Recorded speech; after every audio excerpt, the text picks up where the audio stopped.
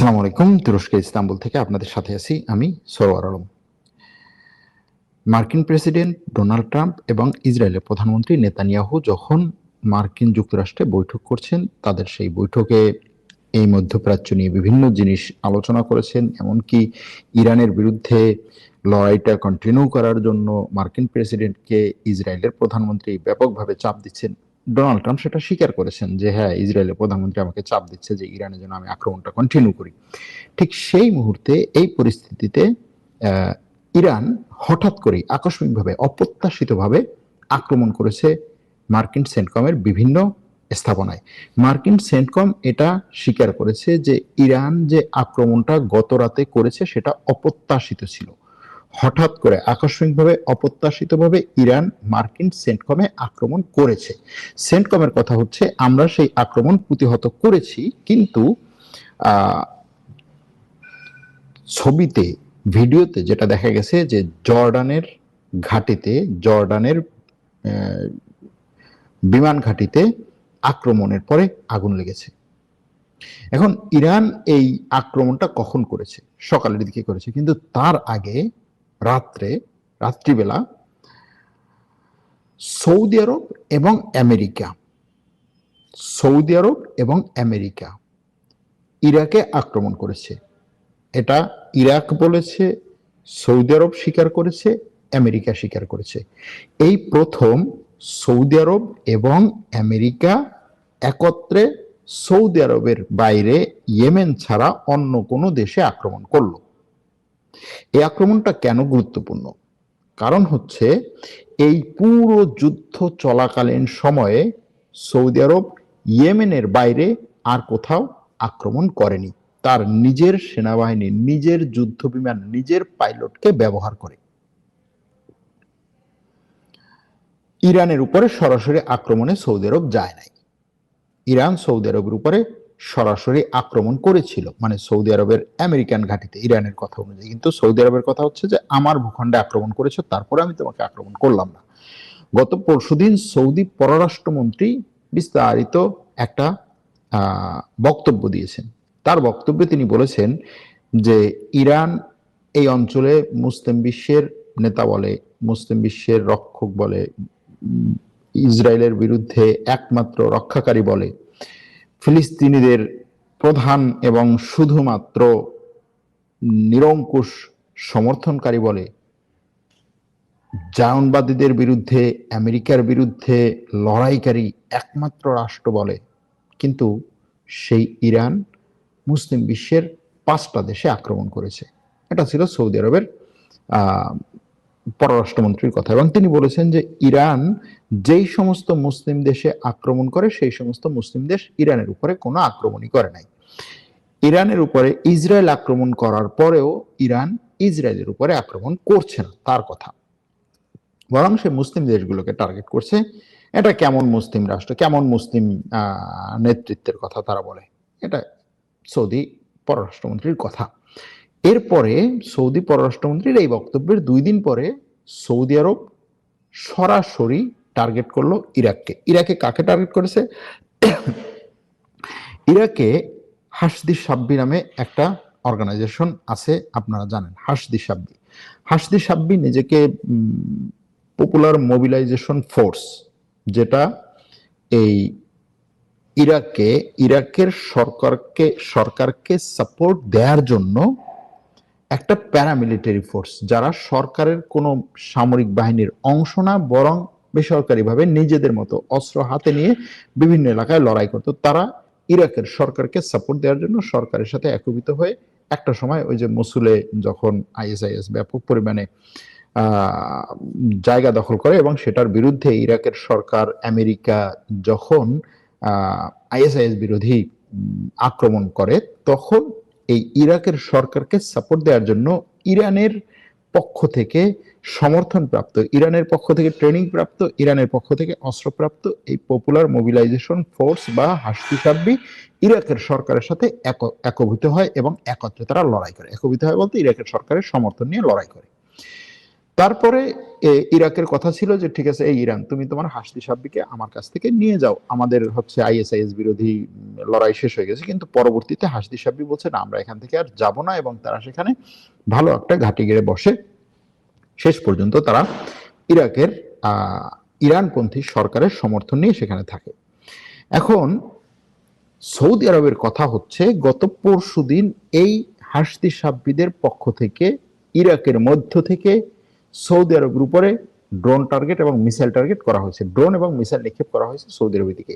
Saudi আরবের কথা হচ্ছে, ইরাক থেকে ইরানপন্থী এই হাসদি সাব্বি এবং ইয়েমেন থেকে ইরানপন্থী হুথিরা দুই দিক থেকে সৌদি আরবের উপরে ড্রোন এবং মিসাইল আক্রমণ করেছে। যেহেতু ইরানের উপরে সরাসরি আক্রমণে যাচ্ছে না, তাহলে সৌদি আরব এই দুই পক্ষের উপরেই আক্রমণ করবে। এবং সৌদি আরবের কথা আমেরিকার সাথে যে, এই আমেরিকা, তুমি তো আমাকে ইয়েমেনে আন্তর্জাতিক সন্ত্রাস বিরোধী আক্রমণের সহযোগিতা করছো এবং সেই 2015 সাল থেকে এই সহযোগিতা করেই আসছো, সুতরাং আমাকে এই সহযোগিতার মধ্যে এখন আমি যে দুই দিক থেকে আক্রান্ত হচ্ছি, এই দুই দিকের আক্রমণ থেকে আমাকে রক্ষা করো, আসো আমার সাথে একত্রে এদেরকে টার্গেট করি। ইরাকে এই টার্গেটটি করেছে হাসদি সাব্বির উপরে। ইরাকে আবার হাসদি সাব্বির অনেকগুলো ছোট ছোট ভাগ আছে, অথবা যদি বলি এভাবে যে ইরানপন্থী ইরাকে অনেকগুলো গ্রুপ আছে। তাদের মধ্যে একটা হচ্ছে কাতাইব হিজবুল্লাহ, আর একটা হচ্ছে কাতাইব সাইয়েদ আল সুহাদা। এই দুটো গ্রুপের উপরে আক্রমণ করেছে মূলত সৌদি আরব এবং আমেরিকা। এখন এই আক্রমণের পর ইরান কি বক্তব্য দেয়, ইরান কি বলে, এটা একটা বড় প্রশ্ন। আবার ইরাক কি ধরনের পাল্টা জবাব দেয়, এটা একটা বড় প্রশ্ন। ইরাক কি পাল্টা জবাব দিবে? ইরাক কি সৌদি আরবের বিরুদ্ধে আক্রমণ করবে? যেহেতু সৌদি আরব এখানে একা আসে নাই, সৌদি আরব সাথে আমেরিকাকে নিয়ে আসছে, সে কারণে খুব সম্ভবত ইরাক সৌদি আরবের বিরুদ্ধে কোনো বড় ধরনের অ্যাকশনে বা বড় ধরনের টার্গেটে যাবে বলে মনে হয় না। এখন এটা এই অঞ্চলে এই যে উত্তেজনা যেটা বাড়তেছে, এটাকে আরো বাড়াবে কিনা দেখুন। ইরান এখানে এই যুদ্ধটাকে শুরুতে চায় নাই, যে না ভাই আমি যুদ্ধে যাব না, কিন্তু যে পর্যায়ে নিয়ে আসা হয়েছে তাতে ইরানের যুদ্ধ করা ছাড়া আর কোনো উপায় নাই। ইরান শেষ পর্যন্ত যে আমার যেহেতু যুদ্ধ করা ছাড়া উপায় নাই, তাহলে আমি একেবারে পুরো সবকিছু দিয়েই যুদ্ধ করবো, এবং সে সবকিছু দিয়েই যুদ্ধ করছে।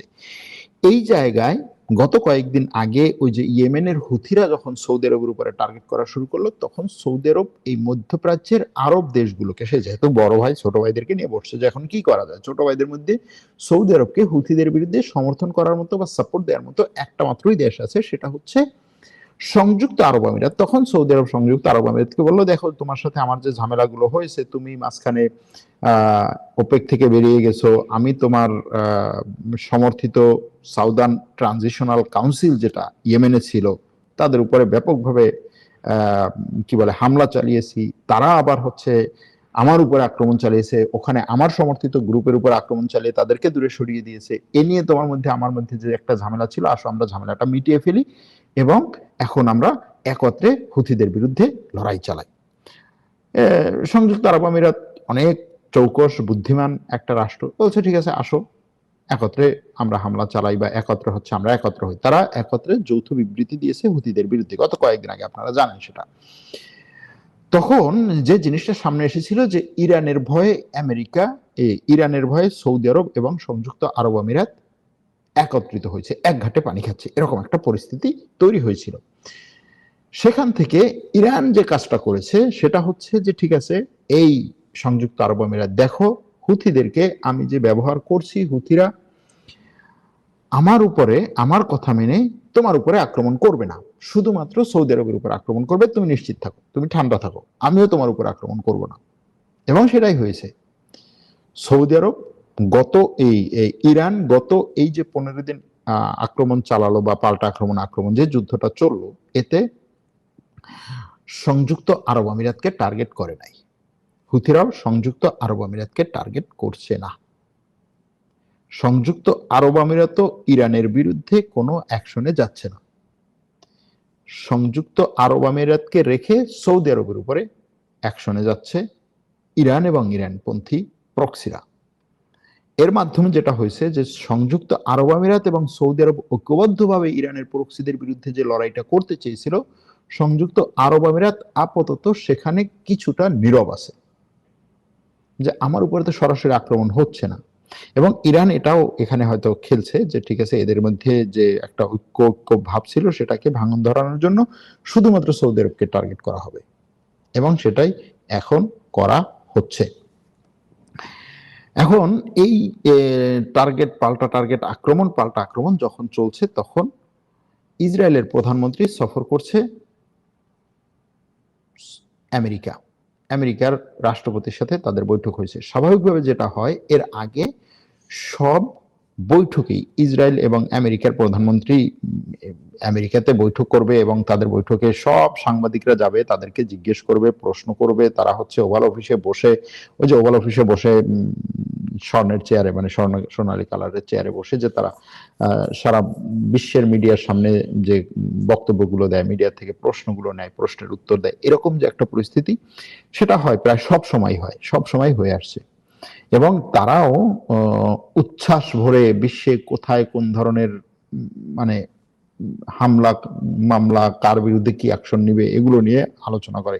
বলে যে হ্যাঁ, আমার বন্ধু ট্রাম্প এটা করেছে, আমার এই কথাটা মেনেছে, আমাকে এইভাবে সহযোগিতা করবে, আমরা একত্রে এইভাবে কাজ করব, মিডল ইস্টের অমুককে শেষ করে দেবো, সমুককে শেষ করে দেবো, এই ধরনের বক্তব্যগুলো তারা দেয়। আবার ট্রাম্পও বা আমেরিকার যে প্রেসিডেন্ট তখন থাকে, সেও আবার বলে ইসরায়েলের পক্ষে যে ইসরায়েল আমাদের সবচেয়ে ঘনিষ্ঠ বন্ধু, ইসরায়েলের জন্য আমরা সবকিছু করব, ইসরায়েল মধ্যপ্রাচ্যের আমাদের একমাত্র মিত্র রাষ্ট্র এবং তার নিরাপত্তাই আমাদের নিরাপত্তা, তার নিরাপত্তার জন্য আমেরিকা সবকিছু করবে, এই ধরনের বক্তব্যগুলো দেয়। কিন্তু গতকালকে ট্রাম্প এবং নেতানিয়াহুর মধ্যে যে বৈঠক হয়েছে, সেই বৈঠকের পরে তারা বলছে আমরা কোনো প্রেস ব্রিফিং করব না, সাংবাদিকদের সামনে কোনো বক্তব্য দেব না, সাংবাদিকদের কাছ থেকে কোনো প্রশ্ন নেব না, এবং সেটাই করা হয়েছে, তারা নেয় নাই। এটা আমেরিকা ইসরায়েলের মধ্যে বড় ধরনের কোনো সংঘাত কিনা সেটা হয়তো আজকেই বোঝা যাবে না, পরবর্তীতে আরো কিছুদিন পরে বোঝা যাবে। কিন্তু এই মিটিং এর আগেই ট্রাম্প মার্কিন গণমাধ্যমকে যে কয়েকটা কথা বলেছে, তার মধ্যে একটা ছিল যে নেতানিয়াহু আমাকে চাপ দিচ্ছে ইরানের ওই যে পিক্যাক্স মাউন্টেন যেটা, হ্যাঁ, পিক্যাক্স মাউন্টেন হচ্ছে ইরানের অনেকগুলো পরমাণু প্রকল্প আছে বা পরমাণু স্থাপনা আছে যেগুলোতে সেই ইউরেনিয়াম সমৃদ্ধ করে মাটির নিচে। সেরকম একটা পরমাণু স্থাপনার কাছাকাছি একটা বড় পাহাড়, উঁচু পাহাড়, পিক্যাক্স মাউন্টেন। সেই উঁচু পাহাড়ের নিচে নাকি নতুন করে পারমাণবিক স্থাপনা গড়ে, সেখানে ইরান এখন তার এই ইউরেনিয়াম সমৃদ্ধকরণ কাজ করছে। ইসরায়েলের কথা হচ্ছে আমেরিকা হামলা করে যেই সমস্ত জায়গায় ধ্বংস করেছে, হ্যাঁ, সেগুলোর থেকে ওই যে নাতানজ পরমাণু প্রকল্প, যে পরমাণু স্থাপনা যেটা, সেখানে আক্রমণ করে যতটুকু ধ্বংস করেছে, ওই ধ্বংস করার পরপরই ওখান থেকে ইরান আরো গভীরে গিয়েছে, পাহাড়ের আরো গভীরে গিয়েছে, এবং সেখানে আক্রমণ করা দরকার। আমেরিকার সেখানে এখনই আক্রমণ করা উচিত। আমেরিকার প্রেসিডেন্ট বলছে হ্যাঁ আমি জানি সেখানে তারা নিয়ে গেছে, আক্রমণ কখন করবো না করবো সেটা আমার সিদ্ধান্ত। এই বিষয় নিয়ে আমেরিকার প্রেসিডেন্ট গতকালকের এই ইসরায়েলের প্রধানমন্ত্রীর সাথে বৈঠকের আগে বলছে যে ইসরায়েল প্রধানমন্ত্রী আমাকে চাপ দিচ্ছে যে আমি যেন ওখানে আক্রমণ করি, আর ওখানে আক্রমণ করলে ইরানের সাথে যুদ্ধটা যেন আরো অনেক দিন লেগে থাকে। ইসরায়েলের প্রধানমন্ত্রী সেটাই বলছে এবং সেটাই করছে। সে এটার জন্যই আমাকে আবার চাপ দিতে আসছে। আমি কি তার চাপে মাথা নত করবো নাকি? আমি জানি, আমি সিদ্ধান্ত নেবো যে কোথায় আক্রমণ করতে হবে, কোথায় আক্রমণ করতে না হবে না। ইসরায়েলের প্রধানমন্ত্রীর কাছ থেকে আমি এগুলোর কথা শুনবো নাকি? এতদিন পর্যন্ত কেন শুনে এসেছিলেন? এটা একটা প্রশ্ন, যে এতদিন পর্যন্ত কেন শুনে এসেছিলেন? ইরানের উপরে যে আক্রমণটা শুরু হলো, সেই শুরুটাই তো আপনারা করেছিলেন ইসরায়েলের প্রধানমন্ত্রীর কথায়। আপনারা নিজেরা স্বীকার করেছেন, ট্রাম্প নিজে স্বীকার করেছে, তার যুদ্ধমন্ত্রী স্বীকার করেছে, তার পররাষ্ট্রমন্ত্রী স্বীকার করেছে, সবাই বলছে যে ইসরায়েলের কথায় আমরা ইরানে আক্রমণ করেছি। এখন আমরা ইসরায়েল আমাদেরকে বলেছিল 3 দিনই সবকিছু শেষ হয়ে যাবে, শেষ হয়নি। এরপরে হচ্ছে তারা 40 দিন পরে যুদ্ধটা বন্ধ করেছে, তারপরে হচ্ছে যুদ্ধবিরতি খেলেছে প্রায় কয়েক মাস, তারপরে হচ্ছে নতুন করে আবার ইসরায়েলের কথা সে আক্রমণ করেছে। এখন বলছে যে ইসরায়েল প্রধানমন্ত্রী আমাকে আক্রমণ করতে চায়, আমি তার কথা আক্রমণ করবো নাকি? এখন দেখা যাক এটা কি হয়, শেষ পর্যন্ত কোন দিকে যায়।